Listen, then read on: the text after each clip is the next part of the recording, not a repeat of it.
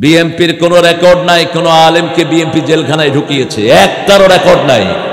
বরং রেকর্ড এসেছে আল্লামা সাঈদীর জন্য সবচেয়ে বেশি কেঁদেছে যেই মহিলা, কি নাম ধর্ম মন্ত্রণালয়ের চেয়ারম্যান বানিয়েছিলেন তিনি। আমরা যে সুন্দর মাহফিলটাতে বসেছি, এই মাহফিলের চারিদিকে লক্ষ কোটি ফেরেশতা আপনাদেরকে ঘিরে রেখেছে। আমার মনে হয় বগুড়াতে এর চেয়ে বড় মাহফিল নাই বোধহয়, ঠিক কিনা? আরেকটা মাহফিল বড় হয়েছে সেই হাসিনা, খুনি হাসিনার সময়, সেখানে বাদশা ভাইটাই সহ সব বিএনপির লোকেরা, তোমার শুনেছ বোধহয় অথবা দেখেছ।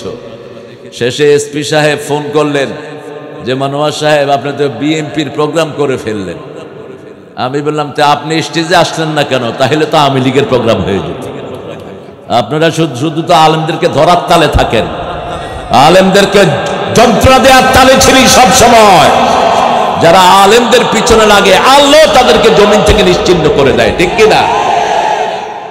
বিএনপির কোনো রেকর্ড নাই কোনো আলেমকে বিএনপি জেলখানায় ঢুকিয়েছে, একটারও রেকর্ড নাই। বরং রেকর্ড এসেছে আল্লামা সাঈদীর জন্য সবচেয়ে বেশি কেঁদেছে যেই মহিলা, কি নাম ধর্ম মন্ত্রণালয়ের চেয়ারম্যান বানিয়েছিলেন তিনি। একটি কল্যাণ রাষ্ট্রের জন্য যারা চেষ্টা করেছে তাদের জন্য সবার দোয়া আছে না নাই? যে যতটুকু করেছে আমরা ততটুকু স্বীকৃতি দেব। 5 আগস্টের আগ পর্যন্ত জামাত বিএনপি একই সাথে ছিল। এখন কিছু শয়তান জামাত বিএনপির মধ্যে পার্থক্য সৃষ্টি করতে চাচ্ছে, এটা আমরা চাই না। এই শাহ আলম ভাই আলমগীর সাহেবকে এখানে চেয়ারম্যান বানিয়েছে, কি বলো? আলমগীর সাহেব জামাতের বগুড়া জেলার কি নায়েবে আমির। এই শাহ আলম ভাই তাকে হাতে ধরে চেয়ারম্যান বানিয়েছে এবং পুরো সময়টা তার পাশে ছিলেন। আমরা ডানপন্থীরা যদি একসাথে থাকি ওই আল্লাহর গজব হাসিনা কখনো আসতে পারবে না। এই জন্য আমরা সব কোরআনের পক্ষে আছি না নাই? কোরআনের সবচেয়ে বেশি প্রচলিত যে আয়াত সেটাকে ইস্টাবলিশ করেছে জিয়াউর রহমান। বিসমিল্লাহির রহমানির রহিম আমাদের সংবিধান থেকে উঠিয়ে দিয়েছে শেখ মুজিব। শেখ মুজিব বলেছে সেকুলার দেশ, আর জিয়াউর রহমান এসেই বলেছেন আল্লাহর উপর অবিচল আস্থা ও বিশ্বাস। শুধু এটা না, আরাফার ময়দানে 30 থেকে 35 হাজার নিম গাছের গাছ কে লাগাইছে? আরো আসতে কর। এই গাছটার নাম এখন কি বলে? নিম গাছ না, জিয়া গাছ। কি গাছ? শাজারাতুদ দিয়া বলে তার। আমি বললাম মা হুয়া শাজারাতুদ দিয়া। বললাম যে দিয়া গাছ মানে প্রেসিডেন্ট জিয়া? আচ্ছা না আমার বললো যে প্রেসিডেন্ট জিয়াউর রহমানকে আপনি চিনেন না? আচ্ছা হ্যাঁ চিনি। বলছে উনি এই গাছগুলো এনেছেন। কেন? আগে তো বহু প্রেসিডেন্ট মক্কাতে গেছে, কেউ তো এই কাজটা চিন্তাও করেনি। একটি কল্যাণ রাষ্ট্রের জন্য যারা চেষ্টা করেছে তাদের জন্য সবার দোয়া আছে না নাই? অন্যদিকে বহু দলীয় রাজনীতি বাংলাদেশে চালু করেছে একজন মানুষ, তার নাম কি? কার নাম কি? শেষ করে দিয়ে গেছিল শেখ মুজিব। শেখ যা করেছে তার মেয়ে তার থেকে কম করেনি। আপনাদের এখানে তো বোধহয় কারো নামে মামলা ছিল না। কয়টা ছিল মামলা? 3টা। কথা তোমার নামে কয়টা? 2টা। 8টা। এই দেখেন, এই মানুষের নামে 8টা মামলা। কেন?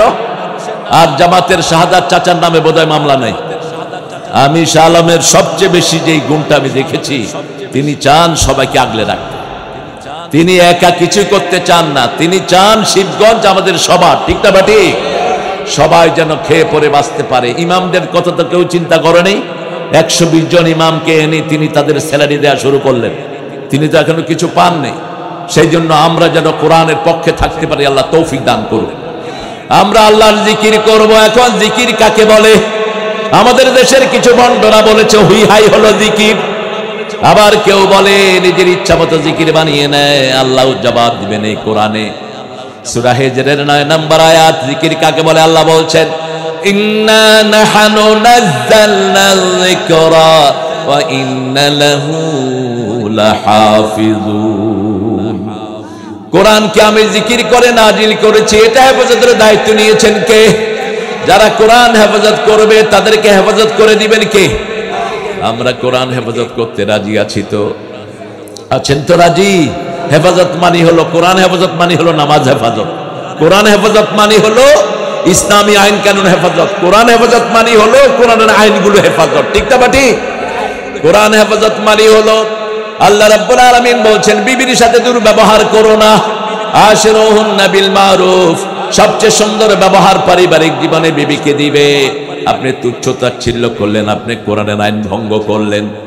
আল্লাহ রাব্বুল আলামিন বলেছেন প্রতিবেশী যেই হোক, হোক সে হিন্দু, হোক সে বৌদ্ধ, তার পেটে খাবার দাও, তার চিকিৎসা লাগলে চিকিৎসা দাও, তার গায়ে কাপড় না থাকলে কাপড় দাও।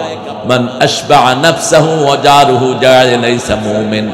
রাসূল বলতেন যে নিজে পেট পুরে খায়, তার প্রতিবেশী না খেয়ে থাকে, সে কখনো মুমিন হতে পারে?